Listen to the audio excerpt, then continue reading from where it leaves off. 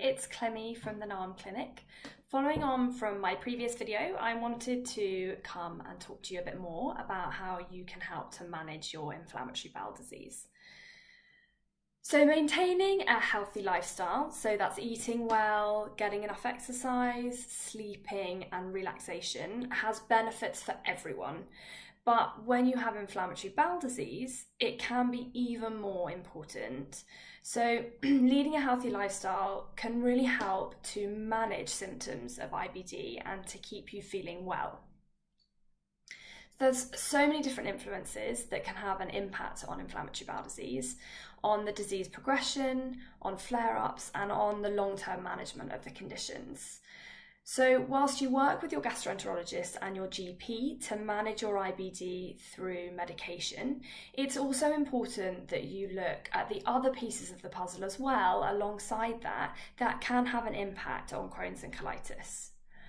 And that's where I come in. So I work alongside your gastroenterologist, your IBD nurse, and any other healthcare practitioners that you're working with to look at your nutrition and also your lifestyle, so the food that you're eating and the way you're living your life, and to help support you from that perspective. So we will look at how the food you're eating and how the way that you're living might impact the way that you're feeling and impact your disease progression. And we will look to put in place sustainable habits which will help to reduce any negative impacts that your food or lifestyle might be having, so that you can really help to support your IBD and help yourself feel better. So in this video, I'm going to talk a bit more about food, and then I'm going to do another video about movement and relaxation, and then I want to do a different one on our bacteria in our intestines and also on probiotics, so look out for those. So the food that you eat and what you drink can have a big impact on your inflammatory bowel disease. So I like to use a little analogy here to help to explain why what we're eating is so important. So if we have broken skin or cracked or inflamed patches of skin, we won't put lots of creams or lots of scents on that are going to sting or make it worse. So instead we might use creams that are going to help support the healing and that don't hurt when we apply them. So I see it as quite similar in our intestines. So when they're inflamed or ulcerated, we don't want to be putting in foods that are going to further aggravate that and further inflame it. We want to be putting in foods instead that are going to be supportive and going to be gentle on our intestines. And foods that are still nourishing and give us all the nutrients that you need, but will hopefully help support the healing process and help support our body longer term. So during a flare-up, you may want to, or you might be advised to give your intestines a bit of a rest and to restrict your food intake a little bit. So once your flare-up has been resolved though, it's really, really important that we look to reintroduce any food that you've avoided. But it's important to do this slowly and sequentially to allow your intestines to adjust, because you would have had a period of not having those foods. So leaving a space of around 3 days between each food that you reintroduce can help you to monitor whether that food's actually reacting with you or causing any problems or not. And to help to reintroduce to help to reduce the pressure on your digestive system, foods actually should be cooked, and that can really help us to digest them more easily during a flare-up. So things like stewing foods or steaming foods, braising or grilling are really good ways to cook our food that make it easier for us to digest during those times of flare-ups.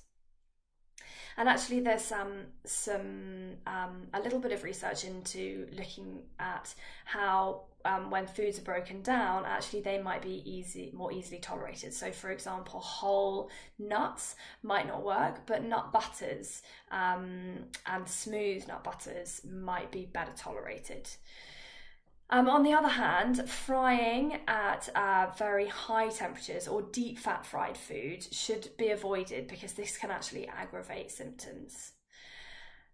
But ultimately, what we want to do in time is we want to get you back to eating as wide a variety and range of foods as possible to help you to support your body and give you all the nutrients that it needs. So I talked about nutrient deficiencies in my last post and also in my last video. So if we find that you have a deficiency through blood tests, you may need to take a supplement, or perhaps you might need to have injections alongside the food that you're eating to help support your nutrient intake. But it's important that you don't supplement unless you know what supplements to take and you know they're good quality and you know that you're supplementing for a reason, so if there's a deficiency. And again, as I said, if you have Crohn's, then you're perhaps more susceptible to deficiencies because Crohn's usually affects your small intestine, and that is the area responsible for absorbing the nutrients that we eat. So the basic principles for diet and food intake in inflammatory bowel disease are similar to those for the rest of the general population. So this means that the diet should consist of a balanced intake of protein, healthy fats, carbohydrates, fibre, together with a wide and colourful range of fruits and vegetables. And these provide us with the energy that we need and vitamins and minerals that are necessary to ensure good health. But as with the general population, and particularly in inflammatory bowel disease, what works for one person may not work for another, and our tolerance of different foods can really vary in inflammatory bowel disease.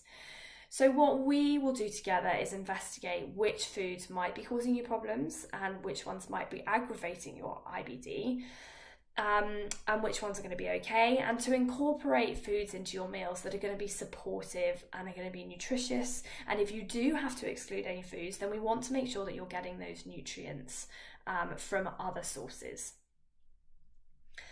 So as we remove what might be worsening them, if that's appropriate for you, and add in what we might need to help improve your symptoms, what I place a massive emphasis on here is working towards you having the most diverse range of foods that you can within your parameters, so that food becomes enjoyable again, and not something that's seen as a chore or something that's anxiety provoking. So all the while, I want to work with you to help restore the balance in your diet and to make sure you're getting nourishing food onto your plate, which is going to help support you and support your condition. So thank you very much for listening. If you have any questions at all, then please do get in touch. If you'd like to book a call and speak to me, then please go to my website and click the book a call function. Thanks so much. See you soon.